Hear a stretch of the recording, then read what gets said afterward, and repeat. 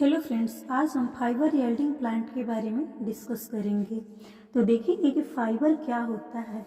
तो fibre are sclerenchymatous tissue of the plant. Plant का जो स्क्लेरेनकाइमेटस टिश्यू होता है उसी को हम फाइबर कहते हैं। और जो फाइबर होता है वो प्लांट बॉडी को मैकेनिकल सपोर्ट प्रोवाइड करता है। Means this tissue provide mechanical support to the plant body.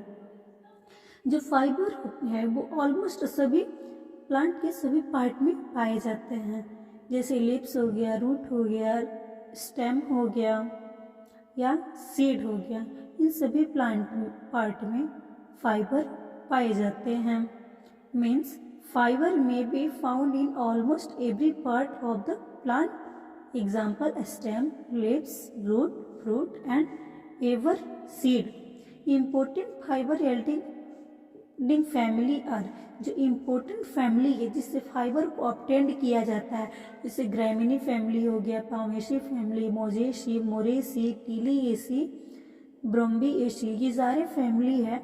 Family का जो प्लांट है मीन्स कहने का मतलब ये है, इन सभी फैमिली में जो मेंबर पाए जाते हैं, जो स्पीसीज पाए जाते हैं, जो जीनस पाए जाते हैं, इससे फाइबर को ऑब्टेंड किया जाता है। जो फाइबर है, फाइबर के जो सेल वाले उसमें सेल्यूलोज, हेमीसेल्यूलोज और लिग्निन पाया जाता है। और फाइबर के ओरिजिन और उसके बेसिस पे हम देखेंगे कि जो फाइबर होता है वो 4 प्रकार का होता है। इंट्राजाइलरी फाइबर, एक्स्ट्राजाइलरी फाइबर, सीड फाइबर और लीफ फाइबर। इंट्राजाइलरी फाइबर को हम वुड फाइबर भी कहते हैं और एक्स्ट्राजाइलरी फाइबर को बास्ट फाइबर कहते हैं और सीड फाइबर को हम फ्रूट फाइबर के भी नाम से जानते हैं। अब जो हमारे सिलेबस में दिया है, जो फाइबर के बारे में पढ़ना है उसके बारे में पढ़ेंगे। तो सबसे पहले हम जूट फाइबर के बारे में पढ़ेंगे। तो देखेंगे जो जूट है उसका बोटेनिकल नेम क्या है। तो जो जूट है उसका बोटेनिकल नेम कर्कोरस कैप्सुलेरिस है और इसका कॉमन नेम जूट होता है। इसको इंग्लिश में हम जूट कहते हैं और हिंदी में इसको हम लोग पटसन कहा जाता है। और जो जूट है वो टेलिएसी फैमिली से बिलोंग करता है। और जूट का जो, तो अब देखेंगे इसके कौन से पार्ट को हम लोग यूज करते हैं फाइबर को ऑब्टेंड करने के लिए। तो जूट को के फाइबर को ऑब्टेंड करने के लिए उसको सेकेंडरी फ्लोएम ऑफ स्टेम का यूज करते हैं। Means jute is bast fibre. Jute एक बास्ट फाइबर होता है। बास्ट फाइबर का मतलब एक्स्ट्राजाइलरी फाइबर होता है from the secondary phloem of the stem. जो सेकेंडरी फ्लोएम होता है स्टेम का, उससे हम इसको ऑब्टेंड करते हैं। अब हम देखेंगे नेचर ऑफ प्लांट। जूट का नेचर कैसा है या botany of plant. The plant is tall herb. जो जूट प्लांट होता है ये लंबा होता है और हर्बेसियस प्लांट होता है। एनुअली होता है यानी 1 वर्षीय होता है और ये 5 फीट लंबा होता है। और जो इसका स्टेम होता है वो सिलेंड्रिकल होता है। Means the plant is tall herb, annual usually 5 feet in height. The stem is cylindrical and bearing alternate lips. जो स्टेम होता है सिलेंड्रिकल होता है और जो लिप्स होता है उसमें अल्टरनेट लिप पाए जाते हैं। और जो फ्लावर होता है वो येलो कलर का होता है और जो फ्रूट होता है वो कैप्सूल।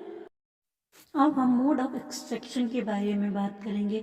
मीन्स फाइबर को कैसे ऑब्टेन किया जाता है।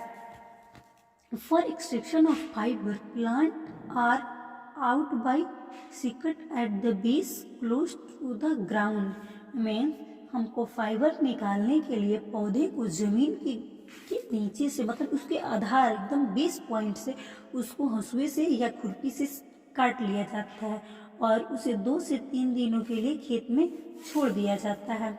मीन्स उसको काट के और वैसे उसको फील्ड में छोड़ दिया जाता है।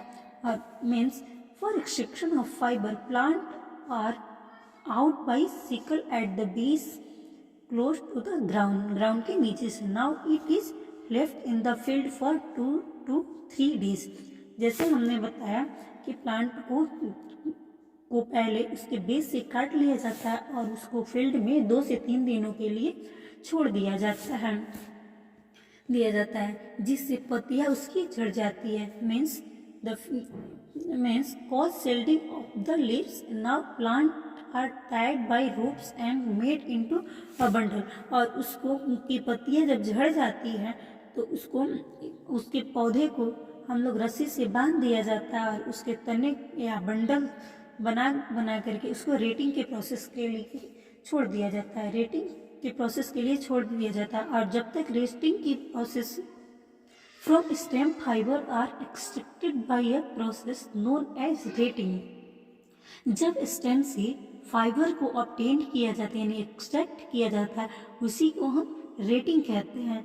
Means from retting the dried bundle are immersed in the stagnant water. Retting के बाद से सूखे बंडल को स्टेगनेंट वाटर में उसको डुबो दिया जाता है, जिससे पानी में जो सूक्ष्म जीव पाए मतलब माइक्रो ऑर्गेनिज्म जो पाए जाते हैं, माइक्रो ऑर्गेनिज्म जो पाए जाते हैं उसकी मदद से फाइबर को अलग कर लिया जाता है। In water separation of the fiber take place by the combing effect of water and microorganism। जैसे कि हमने बताया कि जब उसको हम स्टेगनेंट वाटर में डालते हैं तो सूक्ष्मजीव की वजह से मतलब माइक्रो ऑर्गेनिज्म के कारण उस पर कॉम्बिंग इफेक्ट होता है, जिसके कारण फाइबर को अलग कर लिया जाता है। The fibre manually are feed and separate by wood person, और उसको जो वुड पर्सन जो निकालते हैं फाइबर उसको ऑब्टेन कर लिया जाता है। Through whole process by retting is completed, उसके बाद से जो रेटिंग की प्रोसेस है वो कंप्लीट हो जाती है 20 से 25 दिन में। और रेटिंग के बाद से बंडल को निकाल लिया जाता है और उसको सुखा लिया जाता है और उसको बांस की एक स्टिक से उसको पीटा जाता है। Means after rating these bundles are taken out from the wheat, dried and beaten by bamboo sticks। बांस की लकड़ी से इसको पीटा जाता है और उस and separate fibre was washed and dried in sunlight, और उसके बाद से फाइबर को ऑब्टेन कर लिया जाता है और उसको सुखा और धूप में सुखा लिया जाता है सनलाइट में। फॉर फाइबर कंटेन अबाउट, और फाइबर में 56% सेल्यूलोज, 20 to 26% हेमीसेल्यूलोज, 11% लिग्निन पाया जाता है। अब हम इसके यूज के बारे में बात करेंगे। तो jute is extremely used in the manufacture of carpet, Ghani bags, for making vegetable product, sugar pulse. Means जो जूट है उसका उपयोग हम लोग कारपेट बनाने में, गनी बैग्स बनाने में यूज़ करते हैं। गनी बैग्स का उपयोग हम लोग वेजिटेबल प्रोडक्ट, शुगर पल्स को पैक करने में भी किया जाता है। Jute fibre is used for making ropes, और जूट फाइबर का उपयोग हम लोग रस्सी को भी बनाने में करते हैं।